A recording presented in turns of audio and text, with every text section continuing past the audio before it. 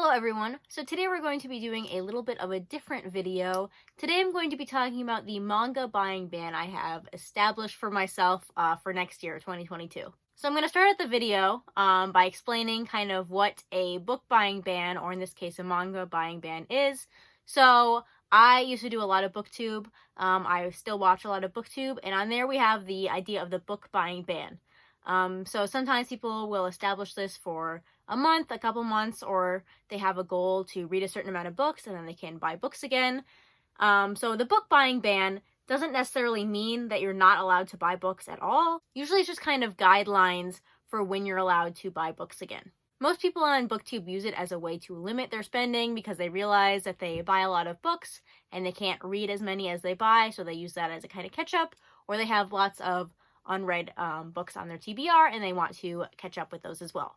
So I'm going to take this a bit further, and I'm going to create a manga buying ban for the entirety of next year, 2022. So I'm going to give you some rules that I have.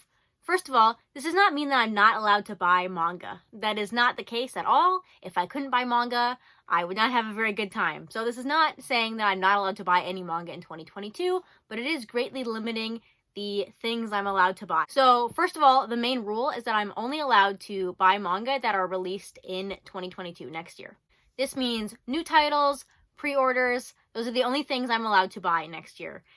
If there is a series that exists right now, that's out right now, that I don't have on my shelves, I can't buy it next year unless there's some exceptions. We'll talk about the exceptions. But the main goal is that I am only allowed to buy pre-orders, basically. I do have a couple exceptions to this rule. One, if I already own the series, but I'm not caught up with it, I can buy those volumes. So, for example, I have Witch Hat Atelier somewhere over here. I can't see that far away. Up here, right here. Yep.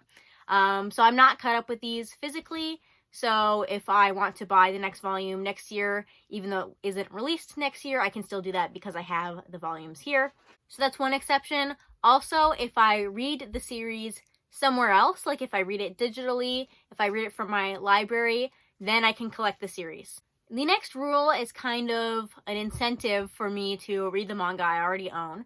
So I have 5 series I've had on my physical TBR for a very long time. So I'm going to say if I read one of these 5 titles that I've had on my TBR for a long time, then I can pick up one new series that I don't have already, that is not newly released in 2022. So those 5 series are Pandora Hearts. I've had Pandora Hearts on my physical TBR forever. I think it's the oldest series on my TBR right now that I've read Vagabond.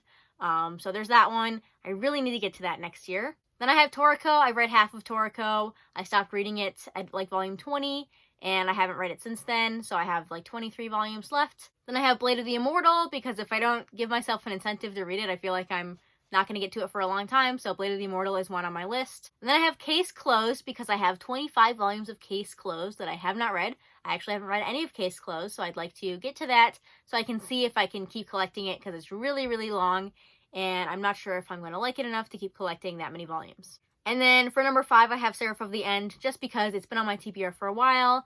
I'm not sure if I'm going to keep collecting it, so I'd like to read the 6 volumes I have to make sure that it's something I want to keep collecting. So for every one of those, I can pick up one backordered title that is not released in 2022.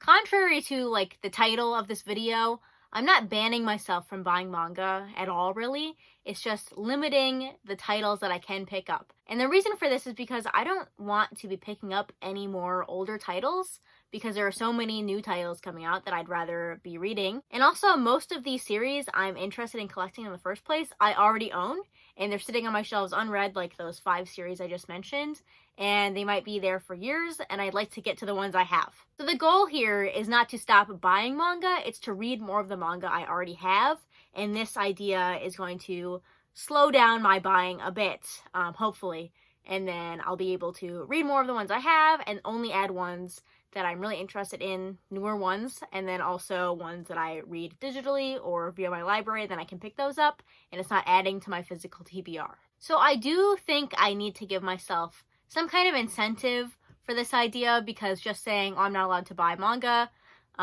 is kind of limiting, and usually these manga buying bans or book buying bans only work if you kind of give yourself a reward.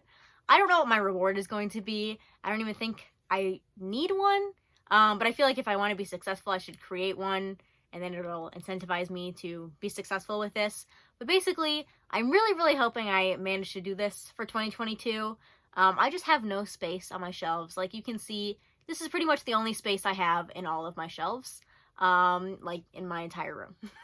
And that doesn't work very well for the amount of manga I buy. So this manga buying ban is working to just make me read the books that are on my TBR and not buy so many titles that I haven't read yet or that I'm not going to get to for a couple years. So yeah, let me know what you think of this idea. I feel like I'm setting myself up for failure, especially since I'm going to try to do it for the entire year of 2022. But I do think it's something that I need to do for my collection and for just my general sanity when it comes to collecting manga. If you've ever done a book buying ban or a manga buying ban, let me know how that went. I know some people try to do it for just like a month, and I'm definitely kind of going off the deep end with this whole 1 year idea. But oh well, I think it's important. But yeah, that's gonna do it. Thanks for watching, and I'll see you next time. Bye!